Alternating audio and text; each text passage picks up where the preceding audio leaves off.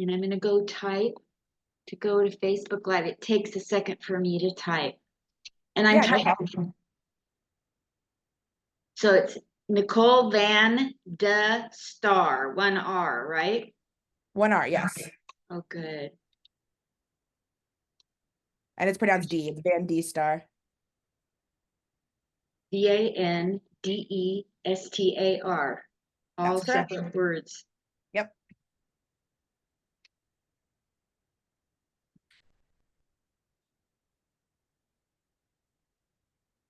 Well, it's a good thing you're ringing so I can turn you off. Go away, phones. All righty. This should be live any second. I'll do the intro to the show. Hey, how you doing, everybody? I know my people. I know you're not really here. You're not even virtually here. This is pretty much just for the two of us, whoever I interview. But afterwards, you come around looking in the window to see what we did. I know you. I hope you kick back and enjoy this interview because I know I will. I have a very bright, beautiful young lady doing comedy today. And I know some of you people go, "Oh, you don't ever interview women." Yes, I do. Okay. All right. I invite them. And here she is today to prove it. I'm not out to only interview men. Are you kidding me? Okay. Who needs that? So let me read you the introduction of our guest, and I'll say her name at the end. Nicole comes from Sacramento, California. I love Sacramento. The best, strongest comedians come out of Sacramento because you have to really work out there. I mean, it's not just handed to you on a silver platter. People just don't really go to Sacramento to hear comedy. These people have to work for laughs, right, Nicole? Yes. True. She started comedy after taking a stand-up class at CSN, which I don't know what that means, and has been performing in Las Vegas here for 3 months. Let's welcome her to the stage right now. Nicole Van, like a van, D-E, Star with 1 R. Nicole Van der Star. Yay. Hi. Hello. Hi, how are you today? I'm doing great. How are you? Fabulous, thank you. I mean, I'm 73. How good could I really be? Well, you look fabulous. Thank you. I'm so glad you're here because I want to get to know you and I want my people to get to know you. So I want to know like things about you growing up all the way through today and project out through the rest of your life if you want to. We can have fun with this. We're going to Oh, okay. time travel. That sounds like fun. All right. Well, let's start at the very beginning. It's a very good place to start. Let's start at the very beginning. Okay. You were born once. I Yeah, understand. I was apparently. Were you born in Sacramento? I was not. I was born in Hayward, California, which is in the Bay Area near San Francisco and Oakland. I love that place. That's awesome. So you grew at what? How long did you stay in Hayward, and where did you move next? I want to hear about your moves in your life, and I want to hear about little Nicole Van de Star, what you were like. I want people to picture you when you're 5, 7, 10, 12, 15. Yeah, absolutely. I don't think we stayed in Hayward very long. My parents moved around a lot. We were in Castro Valley, and then we lived in San Leandro with my grandparents until we had a house built in Stockton, California. Which most people who've heard of Stockton, California, it's not a very good place. But I promise, when I was growing up there in the 90s and early 2000s, it was a fantastic place to live. It was bad before that time and bad after, but there was a period where it was a great city. So I lived in Stockton from age 1 until 17. And then I moved to Sacramento. Anybody who knows Sacramento, specifically Elk Grove. And I lived there until early 2019. And then I moved to Las Vegas. Uh, Wonderful. yeah. So, what kind of student were you? What kind of person were you inside your family unit? Let us get a glimpse of little Nicole. Yeah, absolutely. Um, so not to brag, but I was a very bright child. Um, that's all due to my mother. Everybody always thinks that I was super smart. I just say that we worked hard and my mother started teaching my sister and I young. So when I was 5 years old, I tested at a sixth grade level. I started doing high school work when I was 7, started tutoring high schoolers when I was 7. I skipped first and second grade. I did high school in 2.5 years. So I graduated high school when I was 14 and started college when I was 15. I was homeschooled most of my life, and yeah, You're I like you're like a female Doogie Howser. yes, and I originally was pursuing medicine. I wanted to be a surgeon when I was 4. Then once I got to college, no, I kept getting drawn back to the arts. So the medicine route never took. Well, I think laughter is medicine, so I think you're still in the medicine field. That's a good way to look at it. Yes. There you go. So tell us about the moments in your life that kept bringing you to the arts. And when you say the arts, I have a funny feeling you mean a little more than just stand-up comedy. Yes, I do. Let's hear about Um, that. I've dabbled in acting, voice acting, singing, rapping, bead art, crafting of all sorts.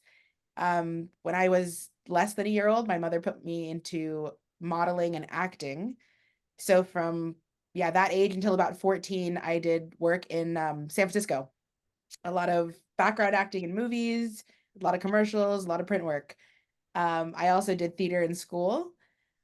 I've been singing since I could talk, and I'm currently working as a recording artist as well as doing comedy. So I've kind of dabbled in every bit of performing arts there is.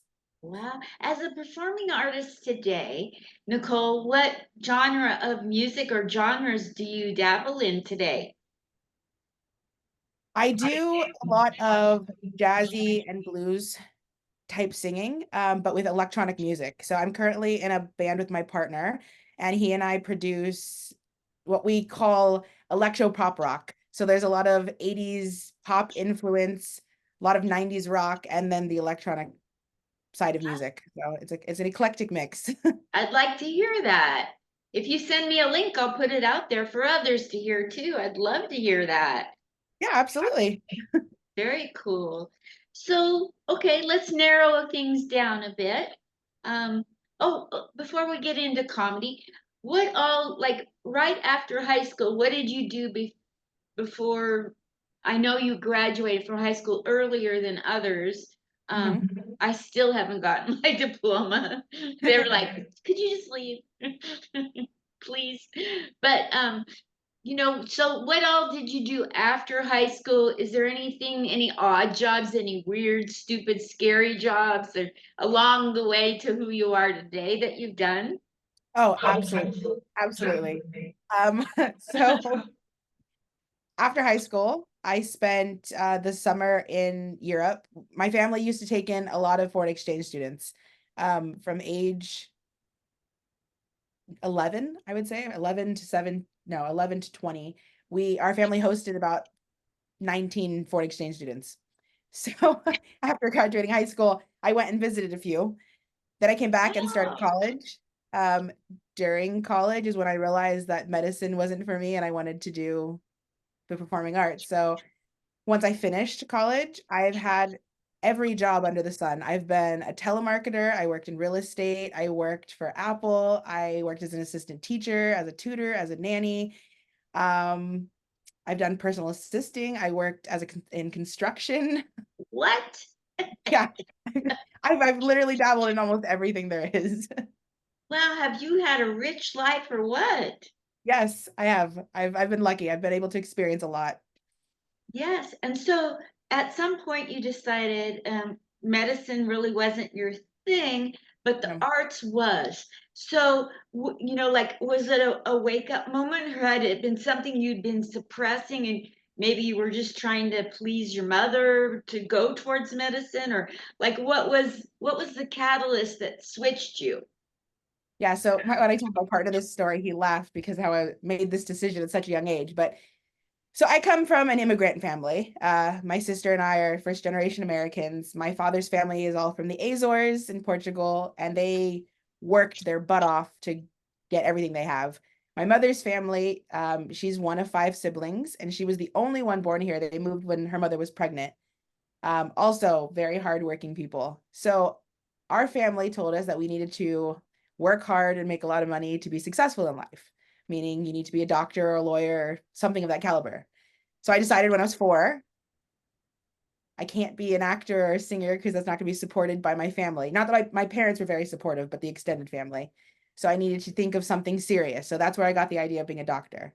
But as a hobby, I kept pursuing acting and singing and art.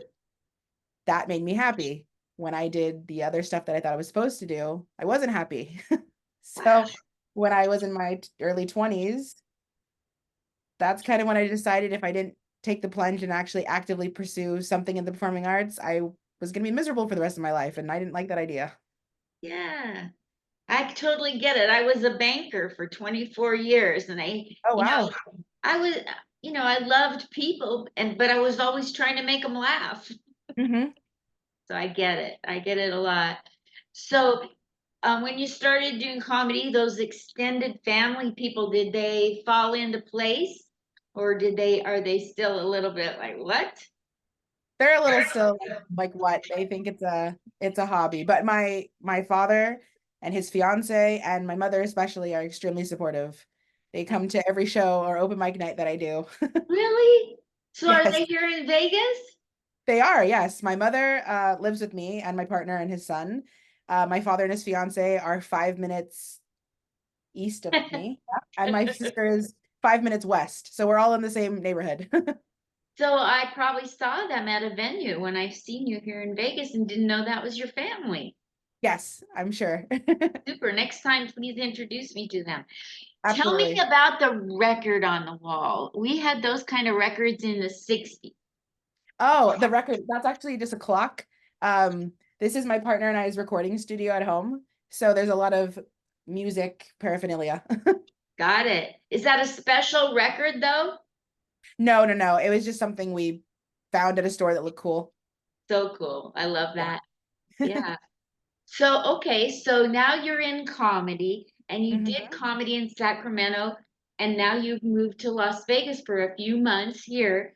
So, for those that are thinking about comedy or those that are doing comedy, I touched on it a little.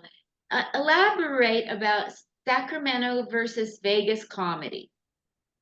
Okay, so Sacramento, I didn't do any stand-up comedy. It was all theater and acting stuff. So I dabbled a little bit in comedy in the acting sense. My stand-up debut was here in Las Vegas. But I've loved stand-up comedy forever, so I've gone to a lot of shows. Um, Sacramento was usually just a place where big name comedians came through on a tour. Not a lot of up and coming comedians doing open mic nights. Here, there's a huge comedy community. So yeah, it's definitely easier to live in Las Vegas and pursue comedy than it is to live in Sacramento. Yes, I got to feature one night in at Laughs Unlimited for Jimmy Earl. Oh, wow. He was a headliner, and I got to, feature for him there. And the crowd, they sounded like they were dying for laughter. Yes. Just it wasn't like, oh, I can go anywhere and hear a comedy. So you have that on your side in Sacramento. But I came from Portland, Oregon, and I was with this comedy club called Harvey's. And the reason Okay. the reason I say that, Nicole, is that um, not to talk about myself, talking about the differences.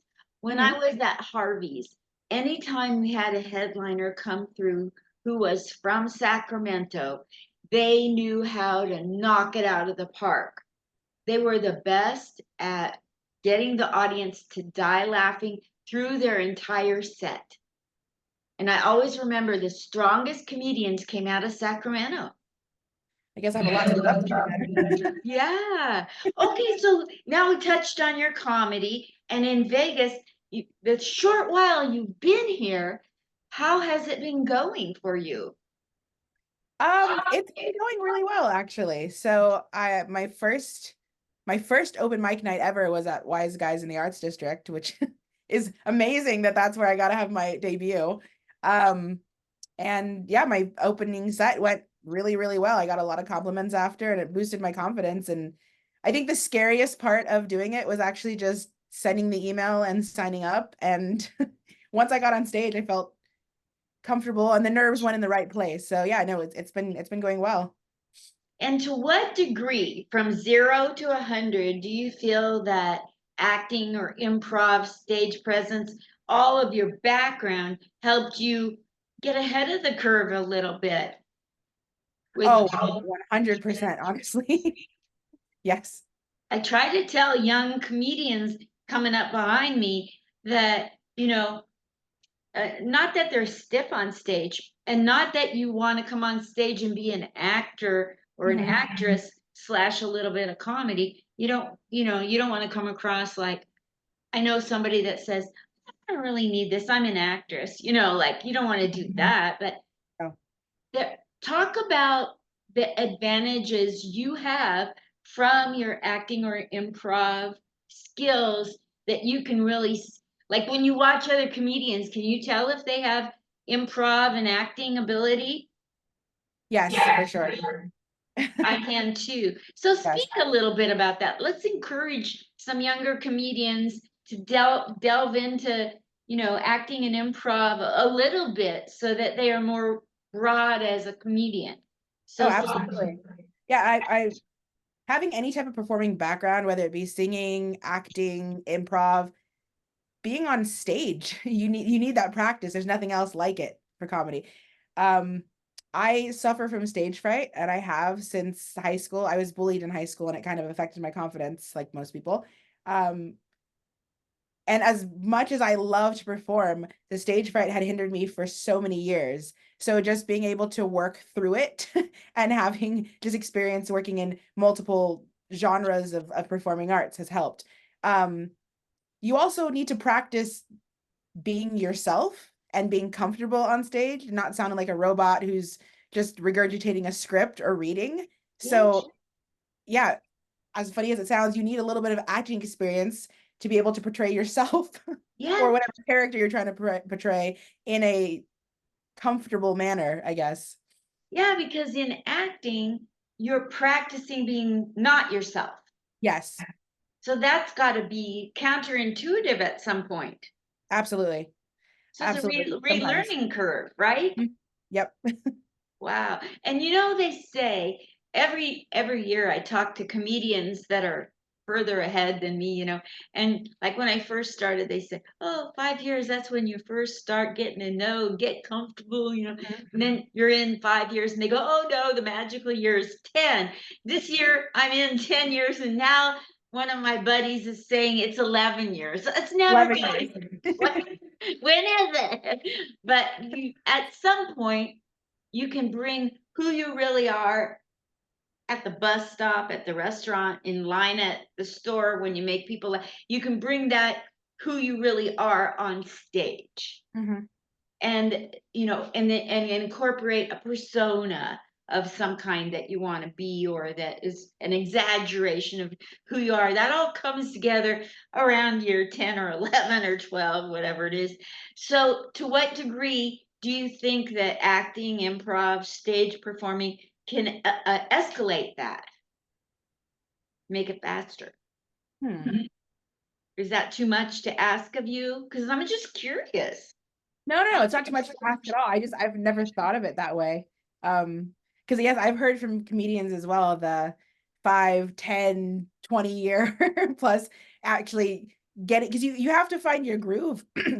Excuse me, your groove as a comedian and what type of material you want to display, what type of character you want to be. It's a lot of reworking and trying again.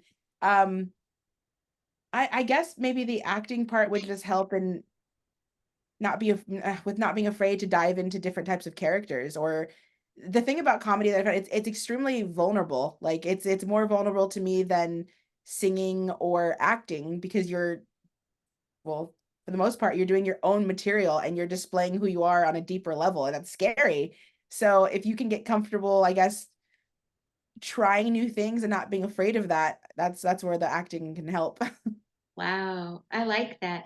Okay, so there are people in comedy who've made it in the business, Mhm. whatever made it is. They've made it to like selling out arenas or they're in theaters and they're living off the money they make. Yep. And some of them have had acting backgrounds and Hmm. some haven't. So in the world of those that have made it and they are strong actors, storytellers, um, who are your favorites that you know have had really strong acting? My favorite, I would say, in that area is Richard Pryor for a guy, and for a woman, Tina Fey. I would agree with Tina. I think Tina Fey is incredible. She's an incredible writer, and she's hilarious. Um, Richard Pryor is good, but I've always loved Robin Williams. He was always one of my favorites. Yeah, what a loss. Uh, There's nobody like him. no, no, there's not. Yeah. Okay, so I lived in San Francisco for, oh, I don't know, 6 or 8 months. And Oh, okay. yeah, and there's a story about him. Remember the Patch Adams movie with the red nose? Well, during that time, Robin Williams was touched by the illnesses of the young children in University of San Francisco Children's Ward. And through the movie, he not only did he do a lot of things by putting homeless people in his movies every Yeah. time, but he also was so moved by the ill children that every Christmas he would go himself to every child's bed and ask them himself what they wanted for Christmas. Then he Hmm. would go and he would buy it, he would wrap it, and he would deliver it. I've heard that story. Yeah. Have you heard that? Yes. Have you heard it the same way, or am I changing it? No, no, no, I've heard it exactly the same way. Like, yeah, I've never heard a different version of that. Uh, I know a lot of people who spent a lot of time in San Francisco, and they all said they've come across Robin Williams because he used to hang out at a lot of the clubs. There's a particular spot called the End Up where a lot of people in electronic music used to go to, and they said anytime they encountered him or saw him, he was always a nice, generous person. oh, I stood around in the hate area and there were a lot of homeless. And I'm like a real advocate for the homeless, which is a whole Mhm. talk show. But I'd be standing around and I'd hear stories that homeless people would tell me about Oh, Rob. And he would love to stand. Every day he'd walk by. I never caught him walking by, but every day he would walk from the beach house he had up the beach area and up the Haight, and he'd stop and talk to the homeless. And he would oh, stay there and talk to them unless somebody was really affected by Robin Williams' mhm. fame. And then if they got affected, he would just leave. I thought that was really cool too. That is really cool. Yeah. I like it when, I don't know about you, but you've seen enough comedians in your life on and off TV and in person that Mhm. I have a problem. I don't know if this is how you feel or not, but I can't enjoy them on stage if they're dicks off stage. Yes, no, absolutely, absolutely. Like, who are you trying to fool? Or just grouching at the waitress. Yep. Especially if their character is so the opposite of who they are as a person. Like they're trying to be this overly funny, generous person on stage and they're just a jerk off stage. Yes, I can't enjoy it. I can't. I don't like phonies. Like, Neither do I. it'd be more authentic if they talked about what a dick they are. Then I'd, Absolutely. go with it. You're a dick. Be a dick. People would probably appreciate it more. They could connect. So, what are some of the fun things that people have said to you since you went on stage? Family and people, they've come up to you and encouraged you. What's like your favorite thing that they have said, or favorite things that you've heard them, the feedback you got? My family has all said the exact same thing. They're like, wow, that takes a lot of balls, and I could never do that. And I say the same thing. I was like, the scariest part is just walking up on stage. Because I mean, like any comedian, I've bombed, you get no response, you hear crickets. Yeah, it's scary, but you're still alive after. Like Yeah. it just, And like when you don't get a response, it just tells you tweak it, come from another Yep, angle, or rewrite it, or include the audience with it, or better setup, or better punchline. Like I that's why we go on stage to get their opinion so we know what to change. exactly. So, it's like, thank you for letting that joke bomb. I know one guy, I think his name is Dion Cole. Do you know that comedian yet? I might. That name sounds familiar. So I think he's out of the East Coast. Who knows? But he's a traveling comedian, Okay. and he goes on stage, has a notepad, right? Pretend it's a notepad, and he tells a joke, looks at the audience, and he goes, "Next joke," and his whole act is one joke, making notes. Next joke, making notes. And it's so funny. He does it. He does it with a lot of acting ability. Hmm. You know, in comedy, we have this weird thing, Nicole. I don't know if you've seen it, but sometimes if it's well done, great. But if it's done poorly, it's horrible. So, have you seen comedians act out a scenario? Yes. Yes. So, as an actress, you see comedians who have no training whatsoever and think they can do anything. And Yes. then you have those that have some acting or a lot of acting and they do very well. Talk about what you've noticed with act outs. I think that could be funny to hear from you. Yeah, absolutely. Um, I with the act outs, I don't necessarily think it depends on your background with acting or not. You can just tell the people who have rehearsed and not rehearsed and polished it because something that looks good in your head doesn't always look good out to public.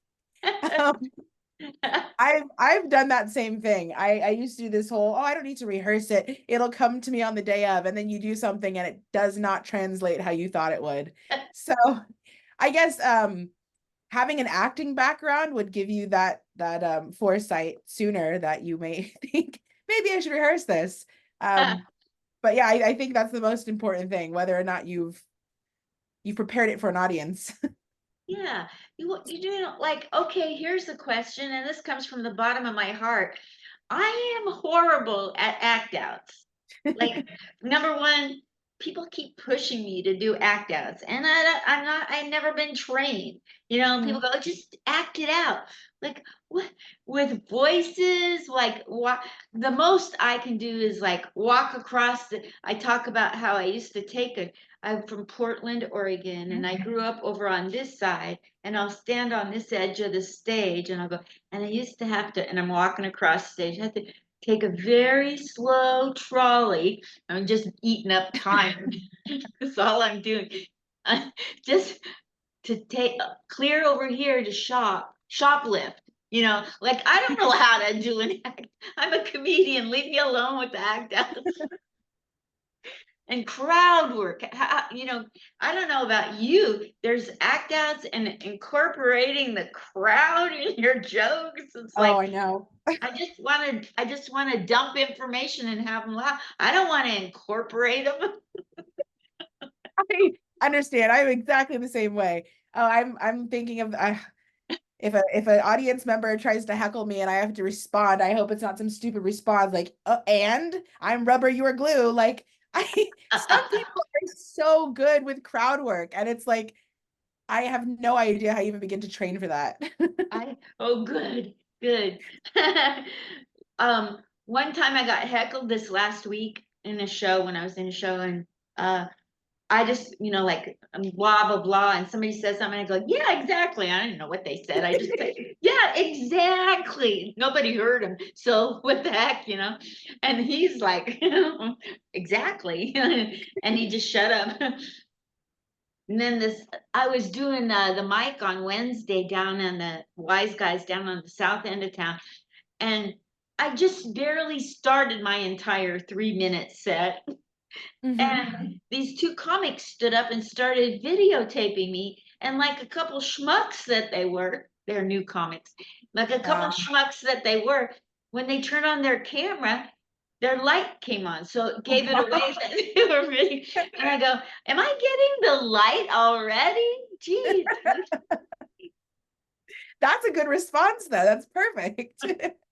I just started, Jesus Christ. I meant it too, like, and then everybody told me that they were filming me. Hello, you have to get permission to do that Of in my course, yeah. book. So Yeah, you weird. can't film them without their consent. Sometimes the stupid or weird things or scary things, odd things that the audience do can lead you into crowd work, Yes, you know, or like if the waitress drops a tray of drinks. absolutely. I've noticed there's a few comedians in town who are really good at it, and it seems like they don't have any prepared material. They get up, they watch people, they make a comment, and then they just go on from that situation. They must have the quickest minds because that is terrifying to me. I know. And when I start off doing my set, I do a lot of fist bumps with the audience. Like, hey, it's so hard doing comedy. So because I'm so freaking hot, right, sir? you know, and I do that just to let them know I'm not afraid of you. And I do a little bit of that crowd, and then I go into my set. But there's no way, I'm not a crowd work person. Yeah. Not.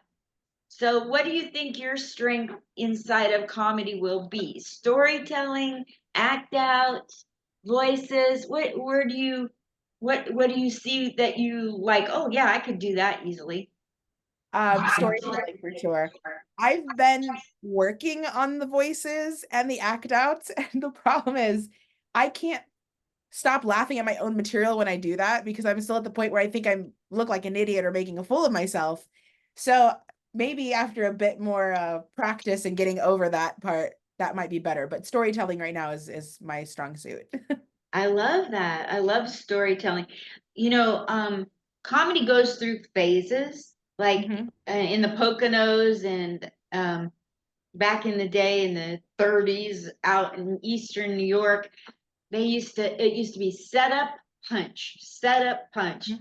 Joan Rivers, 6 to 10 laughs a minute. And now it has flip-flopped, and people have told me I'm too much set up punch and I need to do storytelling.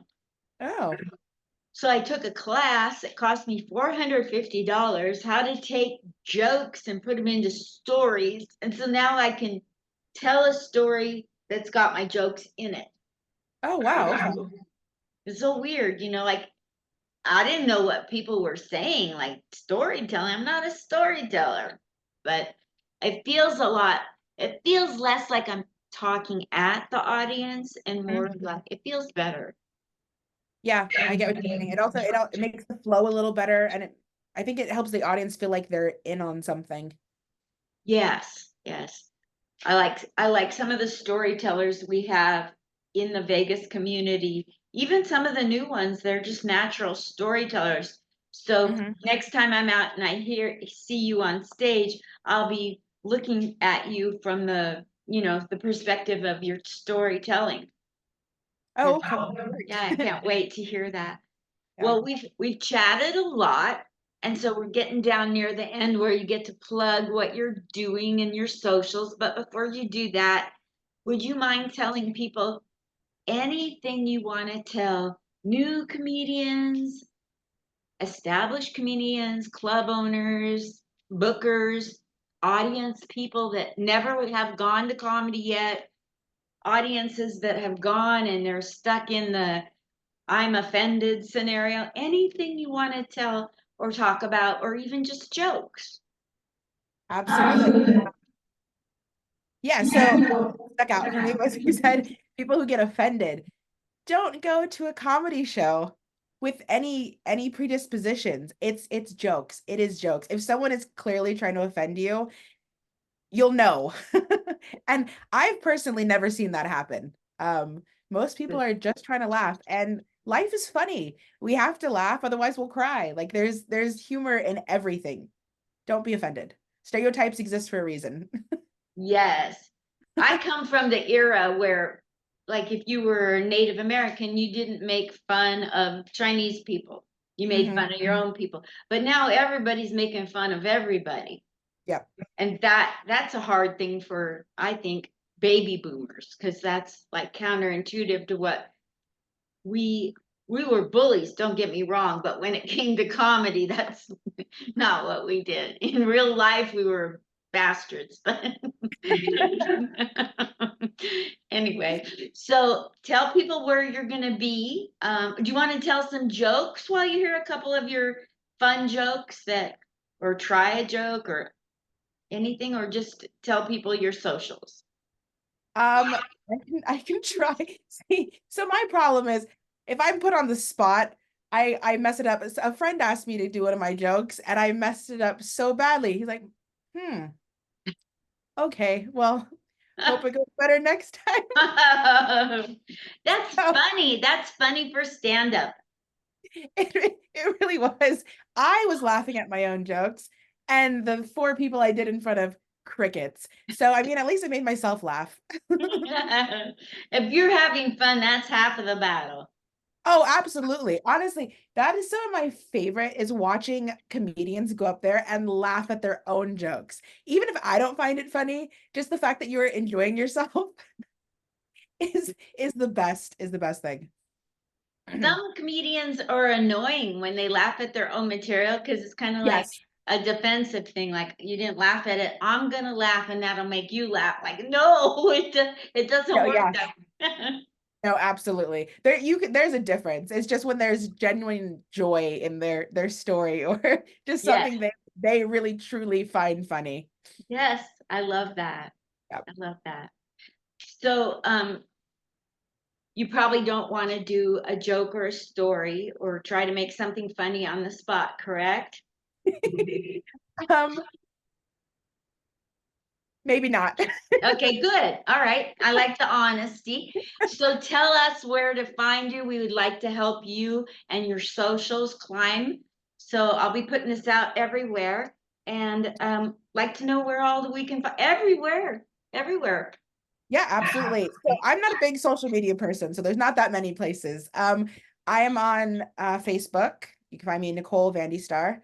It's a joint page for my acting and comedy. And then I'm on Instagram at n.n.vdss. So it's just my initials. My full name is actually Nicole Vandy Star Silva. I just dropped the Silva for my stage name. Got it. Super. Do you have a YouTube yet? Just out of curiosity. Not for my comedy work. The only YouTube that I have was for a school account. So there's nothing on there. Super. So as we close out this time together, be sure and send me, like, if you want to send me a clip, a little short clip of a joke or two. Not, you don't want to give away the farm necessarily, but if you want to send me a clip so I can put that out and Yeah, in absolutely. upcoming things and especially your music. I want to hear that music and put that out there for you. Yeah, absolutely. I have music clips and I can definitely do the jokes. My issue with being put on the spot is I talk fast and I talk a lot. So until I get something on paper, I have so much information actually that the joke gets lost. I get it. I understand. Yeah. I've seen some comedians that do a lot of words. And Hmm. what I've noticed, they can get away with saying, they don't have to trim down. I've noticed that the ones that say a lot of words and get away with it go very fast till the punchline and then they slow down. Yeah. So I think that's a cool thing to keep in mind. You don't, some people will tell you way too many, not necessarily. Some people make it work for them. You'll Yep. find your groove. Sarah found her groove. You'll find yours. Wasn't it Sarah that found her groove? Stella. Stella Stella. found her. Stella. Yes. Sarah had bakery items. Okay. Well, thank you so much for coming on. Nicole Van de Star. Follow Yes. her on Facebook at Nicole, Vandestar. And on Instagram, I'm going to let her say it again. N.N.VDSS. There you go. Let's follow her, you guys. Thank you so much for coming on Comic Spot. I'll put this up on YouTube now, and then I'll Perfect. Thank send you you so to much for having YouTube. me. Yes, anytime. I'd like to have you come back on every 6 months or so and keep us updated on the trajectory of your career. Oh, absolutely. I'd be happy to. Yeah, and let us know when you're performing um, acting. Let us know any of that, and let us know where you're performing with your music. Oh, yes, absolutely. Super duper. Thank you. Thank you, Of Nicole course. Danstar. Thank you. Bye. Bye.